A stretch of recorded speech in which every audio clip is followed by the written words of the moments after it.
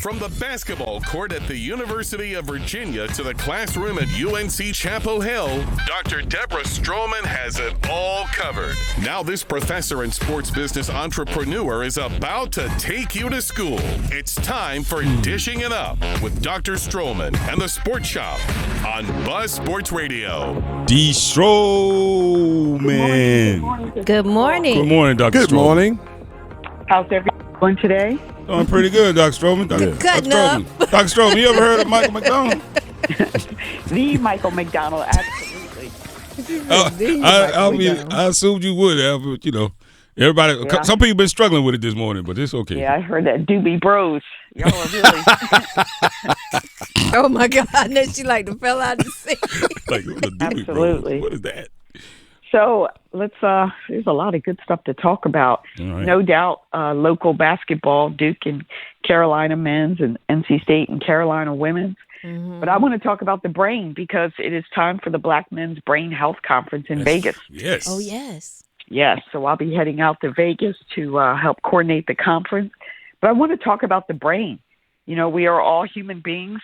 I think we're all blessed, at least in my circle, to have a very good functioning brain. But it is an amazing organ, and it's made up of about 3 pounds. It weighs about 3 pounds. It has billions and billions of neurons or nerve cells. Do y'all remember learning all that in your science classes? Absolutely. Yeah, I do. Yeah, 60% of the human brain is made of fat. So it's the fattiest organ in our body. And these fatty acids are crucial for our brain's performance. And so we have to continue to fuel it with brain-boosting nutrients. So I think we need to think about our diets again and what we're eating to make sure that we keep this very, very important organ working well. We talked about this before, that it's not fully formed until about age 25 or 26. Mm-hmm. So the development begins from the back of the brain and works its way to the front. So those frontal lobes, they are the decision makers. They control planning and reasoning. And we have to strengthen and make sure we secure those connections. Mm. Our storage capacity is not like our Apples and our desktops and PCs. Storage capacity is actually unlimited. Unlimited. So there's a lot that we can fill it up with, good, bad, and ugly. But when we talk about brain health, in particular, when we talk about Alzheimer's disease, Yes. so these neurons are becoming damaged and they stop working, which obviously can affect our memory. Mm-hmm. Brain information, it travels up to an impressive 268 miles per hour. So that is, when we see something, I mean, by the time we see it, our brain has already calculated, what our response going to be to it. Interesting, our spinal cord stops growing at 4 years old. What? Yes, 4 years Wow. old. So your spinal cord, which is basically a bundle of all the nervous tissue and support cells, that's what sends responses throughout our body from the brain. But it stops growing at 4 years old. It's the main communication piece between our body and our brain. So when we hear about ALS, amyotrophic lateral sclerosis, this is where the neurons in the brain and the spinal cord begin to die. So that's what you have, that uncontrolled muscle movement. So we know about MS, we know about ALS now. And then it is a myth that we use only 10% of our brain. We actually use all of it, even when you're sleeping, okay? Your brain is always active. So again, that's another reason why we have to be mindful of what we say, how we say it, what we're watching, the social media, and what we're feeding, because the brain is always at work. Okay? And then a piece of brain tissue the size of a grain of sand contains about 100,000 neurons and 1 billion synapses. So that's how small this amazing a piece of tissue is in terms of its power, just the size of a grain of sand. And then lastly, the human brain can generate about 23 watts of power. It's enough to power a light bulb. Wow. So if it can generate that much power, that's why we need rest, okay? Getting good rest helps to maintain the pathways in your brain, okay? And sleep deprivation, not getting good sleep, that can increase the buildup of a protein in your brain that's linked to Alzheimer's disease. Oh. So a lot of important lessons in that. In terms of the Brain Health Conference, of course, we care about everybody, but this is specific to the Black men's community. 4 in 10 Black men aged 20 or older have high blood pressure, which is a rate 30% higher than white men. Black men are less likely to receive guideline consistent care and be included in research. Black men are much more likely to receive a misdiagnosis of schizophrenia when expressing symptoms related to mood disorders or PTSD. In general, African Americans tend to be diagnosed at a later stage of Alzheimer's, which obviously limits the effectiveness of treatments that depend on early intervention. And lastly, Black men's risk of a stroke is twice that of white men. So I'll pause there. Just your response in general about the brain, how we're doing, what we're not doing, what we need to do more of to take care of it. Well, I just have one comment. That's the most comprehensive information I've heard about the brain. Yeah. And thank you for that and how it relates particular people that look like me. And it's interesting that when you talk about strokes or you talk about those other factors, that, those are unfortunate prevalent things that in our community. And it's good to understand why and maybe ways that we could prevent those as well. Just a comment. Absolutely. For me, it's always, when I hear that, it's a wake-up call about when you were talking about sleep. Yes. And what that does to the brain and man. why we got to take care of it and get more sleep. Exactly. Rest. Exactly. Dr. Stroh, one of the questions I had for you, by the way, great, just like Reese said, great information. It's wonderful, very, very detailed and concise. But, one of the questions I had just listening to as you went through a lot of those things, you started talking about a lot of those. You mentioned the sleep as one of the things that's, of course, is vitally important. But is there any real is there any detail about, types of diet and how that can affect brain health? Yes. So thank you for that. When we think about taking care of the brain, it's very similar to how we should take care of our bodies. I'll start off with water intake. And actually it's very similar to sleep as well. I think we're kind of socialized that just hang in there. You can go further. You don't need to get enough sleep. Wake up, you're sleeping too much. So with that being said, your water intake, that it is good to drink a lot of water. And I know if you've been water deprived, dehydrated, it seems like, well, I'm always running to the bathroom. It's embarrassing. Well, you need to get over that. Drink more water. Your urine, the lighter the urine color, the more healthy in general. Darker colored urine is a sign of poor health. So every day we can check what is going on in terms of our hydration level by just looking at the color of our urine. The other one is sleep. When we're younger, we think that we can just go and not worry about sleep. Obviously, if you're an elite athlete, you have to get a lot of sleep. But as we age, we start sleeping more. And sometimes there's jokes about, oh, they're going to bed early. Actually, it's pretty good to go to bed at 9 and 10 o'clock at night. I know now, going to bed, getting an alert at 10 p.m. saying, it's time to go to bed, Debbie. I start giggling because, I would just laugh at going to bed at 10 o'clock. That's just too soon. I'm missing so much. Right. Yeah, but we really do need 8 to 9 hours of sleep.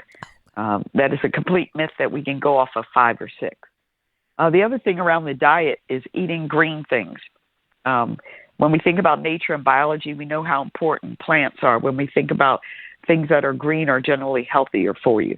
So one of my daily routines is always try to eat something green every day. The darker the vegetable, the darker you're increasing the odds of more nutrients. One of my favorite nutritionists to watch is Dr. Bobby Price. He just has a wonderful, wonderful curriculum around eating well. But I learned about the green pepper. That has more vitamin C than an orange. Wow. And if you're going to have bell peppers, which you should, the red bell pepper is better than the green because it stays on the vine longer. So you're getting more nutrients. You educated me this morning. Keep going. But definitely water, sleep, try to eat something green. I'm not going to say everybody should go to a plant-based diet, but if you can incorporate plant-based every once in a while. I love dairy. I love milk and cheese, but more and more often now I'm eating plant-based cheese throughout the year. And there's a really good feta cheese actually in Whole Foods, or Trader Joe's, that tastes just like the real feta. I'm sure it's true. But anyway, you can get plant-based. Be careful with how much caffeine you put in your body. And then the general rule is sugar is bad for the body. It's been linked to cancer. I mean, it just makes your cells go crazy. So you try to limit your sugar intake or eliminate it completely. And if not, again, that's the importance of drinking lots of water to flush it out. So that's some tips in terms of health-wise. Ooh, those are great. That's great. That's great information there, Dr. Stroman. And Dr. Stroman, I know, you got a little time. So tell us a little bit more about the conference and what you guys will be doing during the conference. Absolutely. I encourage everyone to go to mensbrainhealth.org, mensbrainhealth.org. The conference will be at UNLV. Great partnership with their Sports Innovation Center. We are talking about everything from research in terms of what things should we do. One thing I've learned about brain health is the importance of socialization when we get older. And women are better at forming girlfriend circles and going to the movies together, out to eat, traveling. And men, sadly, do not stay in social circles as they age, which can lead to poor brain health. Men pretty much isolate themselves, or they only hang out with their wife or their partner. The barbershop is great, but that only happens, every 2 to 3 weeks. Mm-hmm. But men need to form more social circles. So we'll talk about solutions. We've got panels on partnership and working with the community. As researchers, we just can't come in and impose ourselves on communities when we need to learn more about the community. We're encouraging community members to get involved in research studies, to learn more about your particular lifestyle. So we'll talk about that, how to engage there. Obviously, lots of best practices, as in what are researchers doing all across the country.